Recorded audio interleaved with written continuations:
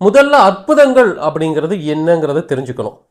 அற்புதம்னு சொன்னாலே ஏதோ ஒரு சித்து விளையாட்டு அப்படின்னு நினைச்சக்கூடாது. அதாவது சித்தர்கள் தன்னுடைய ஆற்றலை எப்போதாவது வெளிப்படுத்துவதற்கு உத்தரவு ஆகும். அப்படி உத்தரவாவதற்கு பின்னாடி பல பேருடைய நன்மை அடங்கி இருக்கும்.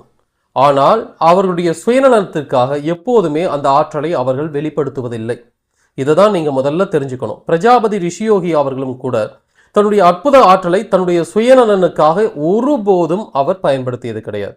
ஆனால் பிறருடைய துன்பத்தை துடைப்பதற்கும் பிறர் இக்கட்டில் மாட்டி இருக்கக்கூடிய தருணத்திலும் சில சமயங்களில் அந்த ஆற்றலை வெளிப்படுத்தினால்தான் அவர்களுக்கு சத்தியம் புரியும் என்கின்ற தருணத்திலும் சில சமயங்களில் அவர் வெளிப்படுத்துவார்.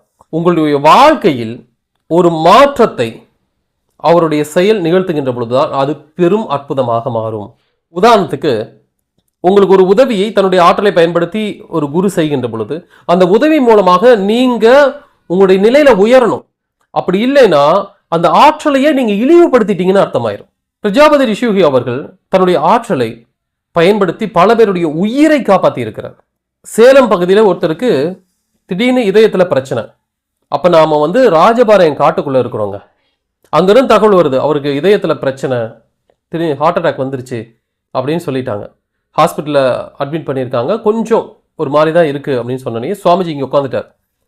மகா மிருத்யுஞ்சரை அழைச்சி, பகவானே நீங்கள் தான் இந்த விஷயத்தை இது பண்ணணும், அவர் நிறைய யோகத்துக்கு பண்ணியிருக்கிறாரு, அவருக்கு மறுவாழ்வு கொடுக்கணும் அப்படின்னோடனேயே சரி உனக்காக இந்த விஷயத்தை நான் செய்கிறேன் அப்படின்னு சொல்லிட்டு மிருத்யுஞ்சர்கிட்ட இருந்து வாக்கு வந்துச்சு.